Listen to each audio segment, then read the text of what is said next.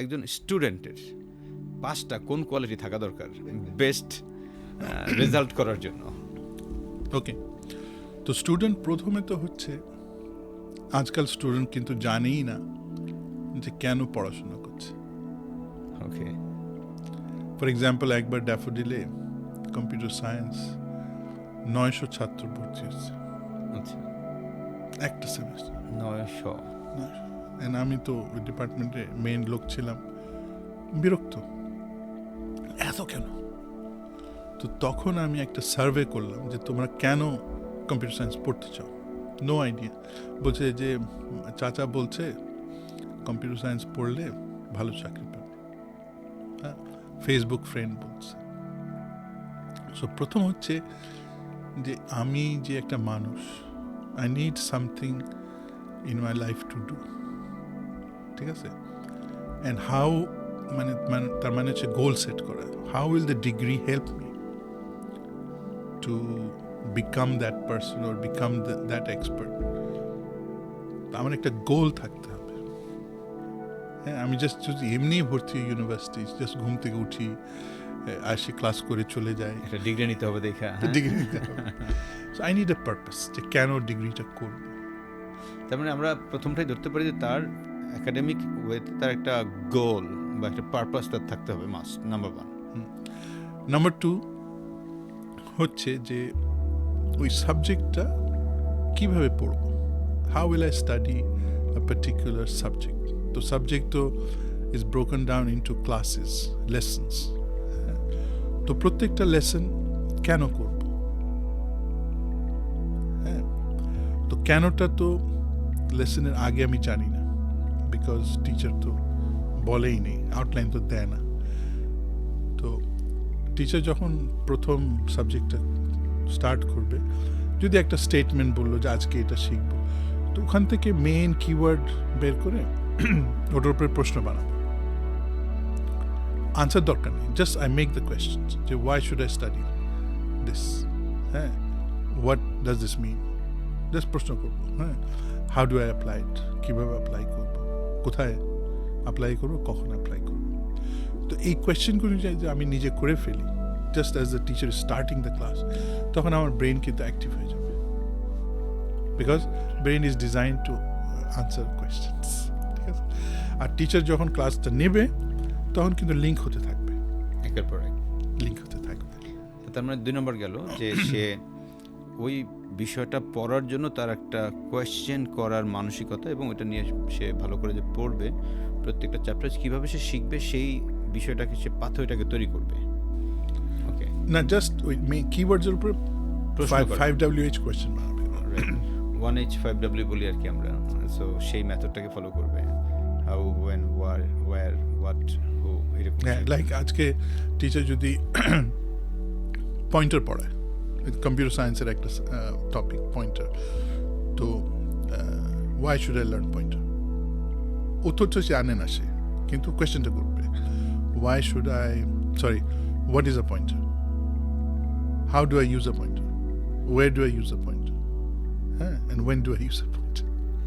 এটা করলে, লিস্ট করলে, টিচার যখন পড়াতে শুরু করবে তখন ব্রেইনে লিঙ্ক করতে শুরু, প্রত্যেকটার উত্তর। গ্রেট, তাহলে 2টা গেল। 3 নম্বর স্যার। তো লেসনের পরে একটু reflection is the most powerful. যে আমি যেটা শিখলাম, কি শিখলাম, টেক অ্যাওয়ে কি, এটা কিভাবে আমি অ্যাপ্লাই করতে পারি, হ্যাঁ, আর আরও কি জানতে চাই, হ্যাঁ, বিকজ এটা তো আমার নিজস্ব করে ফেলতে হবে। এটা যদি আমি জাস্ট একটা সিজিপি এর জন্য করি তাহলে কিন্তু লাভ নেই আসলে, হ্যাঁ। ওটা যদি আমি এত টাইম ইনভেস্ট করছি, মা বাবা টাকা ইনভেস্ট করতেছে, তো রিফ্লেক্ট যে ফার্দার কিছু দরকার কিনা, কীভাবে অ্যাপ্লাই করবো, হ্যাঁ। তো এরকম ড্যাফোডিলে একটা ফিডব্যাক সিস্টেম বানিয়েছিলাম, যে ক্লাসের শেষে একটা ব্লগ এর মধ্যে টিচার কোয়েশ্চেনটা দিয়ে, মানে ক্লাস টাইটেলটা দিয়ে দিত, ব্লগের ভিতরে ওরা 2টা কোয়েশ্চেন আনসার করতো। What did I learn from today's, 2 things I learn from today's class, এবং 2 things that I want to know more about this topic. তো এখন 2 things I want to know more, যদি কিছু না থাকে I want to know nothing more, plus মানে 2 things আমি বলতে পারবো না যে কি শিখছি, কারণ এই ব্লগটা আলটিমেটলি টিচার দেখবে, তো it's also the teacher's feedback. সে যদি দেখে ছাত্ররা কিছুই বুঝেনি, তখন নেক্সট ক্লাসে তো সে এসে বলে ভাই তুমি কেন বুঝেনি, what is the problem. So একটা ডায়ালগ স্টার্ট হবে with the students so that they can become co-creators of education. Sir রিফ্লেকশনের জায়গাটা যদি আমি আপনাকে একটু অ্যাড করি স্যার, সেটা হচ্ছে যে আমরা যে ট্রেনিংগুলো করাই, সো প্রথম দিন ট্রেনিং শেষে সন্ধ্যায় তাদেরকে একটা অ্যাসাইনমেন্ট দেওয়া হয় যে ভাই কালকে সকালে আপনি একটা প্রেজেন্টেশন সাবমিট করবেন, এটা 1 পেজের একটা ডুডল টাইপ, লাইক সেখানে একটা আর্ট থাকবে, লিখছেন কী শিখছেন আজকে সারাদিনে যা শিখলেন আর কি, এগুলোই। তো প্রথমে পাওয়ার সময় একটু বিরক্ত হয় যে এই সারাদিন পড়ালেখা করলাম আমার রাত্রিটা দিয়ে দিচ্ছে। বাট মজার ব্যাপারটা হচ্ছে পরের দিন সকালে যখন দেয় তখন এক একজনের মানে ফেস অন্যরকম এক্সপ্রেশন, মানে তারা এতটা এনজয় করেছে এটা করতে গিয়ে। এবং যখন সে এনজয় করেছে বললাম যে কেন এনজয় করলেন, তখন বলে যে স্যার এটা আঁকতে গিয়ে তখন দেখলাম যে সারাদিনে যা শিখছি এটা মারাত্মকভাবে মনে আসছে, এবং যখনই দেখছি পারতেছি তখনই ভালো লাগতেছে এবং এটা আমার রিয়েল লাইফে কাজে লাগবে। এবং সে দেখা গেছে রাত 2টা-3টা পর্যন্ত করে, এরকম আমি পাই। যেমন রিসেন্টলি একটা কোম্পানিতে করলাম, ওরা বলে যে রাত 4টা পর্যন্ত করছে, কিন্তু সকাল থেকে আবার সে খুব অ্যাক্টিভ, এবং সে যেটা করেছে এটাকে প্রেজেন্ট করা বা সব কিছু মিলে সে খুবই হ্যাপি। এই যে রিফ্লেকশনটা তাকে কিন্তু মারাত্মকভাবে হেল্প করে। সো স্টুডেন্টদের ক্ষেত্রেও রিফ্লেকশনটা একটা বড় পার্ট, যেটা স্যার আপনি বললেন। স্যার তাহলে 3টা গেল, 4 নম্বর স্যার। 4 নম্বর হচ্ছে যে এই জিনিসগুলো অ্যাপ্লাই করার সুযোগ খুঁজবে। তো সুযোগ তো সবসময় হয় না, মানে ইন্ডাস্ট্রিতে গিয়ে যদি সুযোগ খুঁজে যে স্যার আমি আপনার জন্য কাজ করতে চাই, নিজেকে অ্যাপ্লাই করব, ওকে, ফ্রি অফ কস্ট ভলেন্টিয়ার করব, আমি শুধু হাত পা পাকা করতে চাই। এটা কি স্টুডেন্ট থাকা অবস্থায় করবে স্যার? স্টুডেন্ট থাকা অবস্থায়, বিশেষ করে যারা অনার্সে পড়ছে, হ্যাঁ স্পেশালি মানে আজকাল তো কম্পিউটার সায়েন্সের 2nd ইয়ার থেকেই অনেকে কাজ শুরু করে। হ্যাঁ, সো এনিথিং, হ্যাঁ ইট ক্যান বি, তুমি যদি ইভেন নিজের সাবজেক্টটা টিউশন হিসেবে পড়াও, that's also something to do, মানে কিছু একটা করো, মানে এটার অ্যাপ্লিকেশনটাকে হ্যাঁ। আর ইউনিভার্সিটি, অনেক ইউনিভার্সিটিতে ক্লাবস থাকে, ইউ ফাইন্ড আ ক্লাব যেখানে তুমি এগুলো অ্যাপ্লাই করতে পারো। লাইক ফার্মেসি ডিপার্টমেন্টে ফার্মেসি ক্লাব আছে, ইংলিশ ডিপার্টমেন্টে ইংলিশ লিটারেচার ক্লাব আছে, ল্যাঙ্গুয়েজ ক্লাব আছে, হ্যাঁ। তো you join the club, apply করো, try to understand what you are doing, হ্যাঁ।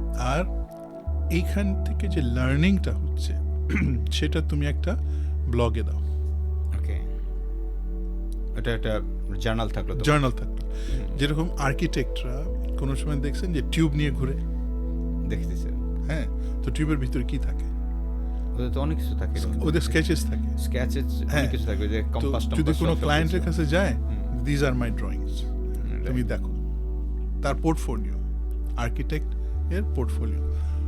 তো ছাত্র পোর্টফোলিও হবে যে সেই যে বিভিন্ন প্রজেক্ট করছে ওটার থেকে রিফ্লেকশন করে যে শিখছে, সেটা একটা ব্লগে চলে আসলো, সেটা একটা ব্লগ যে আমি এটা করে এগুলি শিখছি, হ্যাঁ। তো এই ব্লগের লিঙ্কটা যখন সে সিভি জমা দেয় তখন এই লিঙ্কটা দিয়ে দিতে পারে যে you look at what I have done, হ্যাঁ। কারণ এটা আমি বলি, আমার বোনের হাজব্যান্ড মারা গেছে নাই, ডক্টর তৌফিক সিরাজ, শেলটেকের এমডি ছিল। তো সে যখন বুয়েট থেকে বেরোলো সিভিল ইঞ্জিনিয়ারিং পড়ে, চাকরি অ্যাপ্লাই করে, কেউ চাকরি দেয় না, তোমার তো এক্সপিরিয়েন্স নেই।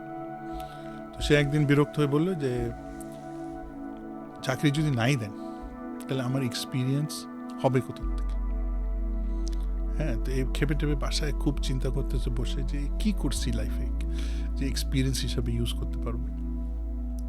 তো মনে পড়লো যে ক্লাস 6 বা 7-এ তার মা তাকে বলছো যে বাসার পিছনে মুরগির ঘর বানাতে, হ্যাঁ। হাতুড়ি টাতুড়ি নিয়ে একটা ঘর বানিয়েছে, হ্যাঁ, চিন্তা করি বানিয়েছে। তো নেক্সট ইন্টারভিউর আগে সে সিভিতে দিল, ওটাকে এক্সপিরিয়েন্স হিসাবে দিল, কিন্তু সিভিল ইঞ্জিনিয়ারিং টার্মসে ওটার ডিসক্রিপশনটা দিল। ওকে, এখন তো সে টার্ম শিখেছে, ঠিক আছে। তো নেক্সট চাকরি হয়ে গেল। সো কিছু করা ইম্পর্টেন্ট, বিকজ যখন যারা সিভি দিয়ে অ্যাপ্লাই করে যে মিনিমাম যে কোয়ালিফিকেশন সবারই তো সেম, রাইট স্যার, তো তাকে ডিস্টিংগুইশ করবে কিভাবে? যে তার এডিশনাল এই ধরনের বিষয় না থাকে। কিছু যদি থাকে, সে নিজে থেকে কিছু করছে কিনা, হ্যাঁ, তার চিন্তাধারা আছে কিনা, তো সেটা ব্লগ থেকে বেরোবে। ওকে, তার মানে এটা কিন্তু তার একটা বিক্রি sir, sales. Sales. Okay sir, 5 number sir. 5 number হচ্ছে ছাত্র নিজেকে সেলফ ডেভেলপমেন্ট পথে নামাবে, বিকজ এভরিথিং হচ্ছে লার্নিং।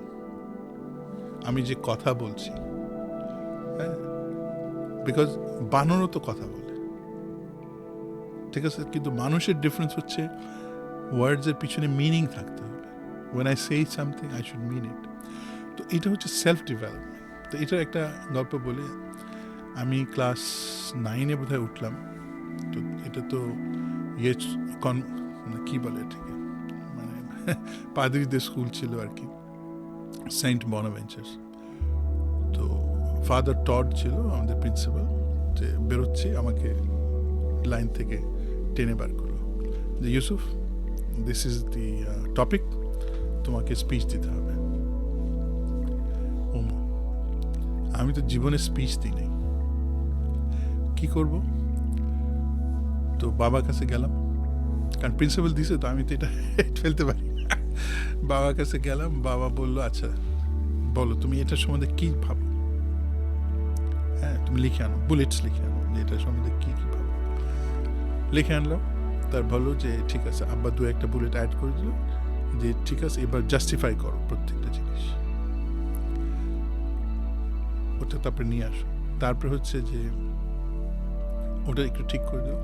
তারপরে ফাইনালি আমাকে একটা হিটাচি টেপ রেকর্ডার দিল বাবা, যে তুমি টক ইনটু দ্য টেপ রেকর্ডার, হ্যাঁ, দেন লিসেন, নিজেকে শোনো, শুনে দেখো তুমি নিজে বুঝছো কিনা, তুমি নিজে কি বলছো। পরের অন্য মানুষ তো পরের কথা, নিজে বুঝছো কিনা, নিজে বুঝো কিনা, are you clear to yourself. So এইটা তখন ওই প্র্যাকটিস হয়ে গেল, হ্যাঁ। তো আই রিয়েলাইজ যে লাইফে even to talk I need to prepare, হ্যাঁ। তো সেভাবেই ওই প্রিপারেশন অলওয়েজ, হ্যাঁ। এই যে প্রেজেন্টেশনের আগে students need to practice and prepare themselves, হ্যাঁ। ওরা করে কি, অন্য থেকে কপি করে, প্রথম স্লাইড হচ্ছে ওয়েলকাম টু মাই প্রেজেন্টেশন, টপিকও নাই, সবারই ওয়েলকাম টু মাই প্রেজেন্টেশন। আমার মনে পড়ে ওই যে চিঠি লিখতো না মানুষ, প্রেয়ার, তো সবাই প্রেয়ার কপি করতেছে, কিন্তু চিন্তা করে না যে প্রেয়ার হচ্ছে ব্রিটিশরা ওটা লিখিয়েছে, আমি দোয়া করতেছি আমার ব্রিটিশ মাস্টারের কাছে যে আমাকে এই জিনিসটা দাও, ওটা রয়ে গেছে কেন? তো সেলফ ডেভেলপমেন্ট কী কী আমি নিজেকে ডেভেলপ করবো, বিকজ আমার যখন ইন্টারভিউ হবে, হ্যাঁ, I need two be able to talk properly, I need to be able to dress properly, হ্যাঁ, এবং আমাকে বুঝতে হবে কি ভঙ্গি দিয়ে আমি করব। So I need to reflect on myself, যে am I speaking properly, am I looking good, হ্যাঁ। মানে আমি ছোটোবেলায় যেমন কাপড় চোপড় পরে মায়ের সামনে দাঁড়াতো, মা ঠিক আছে সব, হ্যাঁ। So I use my mother as a mirror. So এই মনোভাবটা থাকতে হবে, যে পার্সোনাল ডেভেলপমেন্ট বলতে পারছি আর কি। অ্যাবসলিউটলি। স্যার আপনি 5টা বিষয় বললেন, যদি প্রথমটা আমি বলি, সেটা হচ্ছে যে প্রত্যেকটা স্টুডেন্টেরই তার একটা পড়ছে কেন এটার গোল থাকতে হবে উইথ পারপাস। সেকেন্ড, আপনি যেটা বললেন যে তার কিউরিওসিটি মাইন্ডসেট, যেটা দিয়ে সে কোয়েশ্চেন্স করে বোঝার চেষ্টা করে প্রত্যেকটা chapter by chapter. Third things হচ্ছে যে রিফ্লেকশন, যে যা শিখলাম আসলে আমার রিফ্লেকশনটা আমি কতটুকু ধরে রাখছি বা কী অবস্থায় আর কোন কোন জায়গাটা ইমপ্লিমেন্ট হতে পারে। ফোর্থ, আপনি স্যার যেটা বললেন সেটা হচ্ছে যে এক্সপিরিয়েন্স গ্যাদার করা ডিউরিং অ্যাকাডেমিক জার্নি, সে এই জিনিসটা ইমপ্লিমেন্ট করার জন্য বা অ্যাপ্লিকেশন করার জন্য বিভিন্ন জায়গা থেকে তার এক্সপিরিয়েন্স তৈরি করা। এবং 5 নাম্বার যেটা বললেন তার পার্সোনাল ডেভেলপমেন্ট। এই 5টা বিষয় মেনটেন হলে সে তার নিজেকে অটোমেটিকলি খুব দুর্দান্ত লেভেলে বিক্রি করতে পারবে আর কি।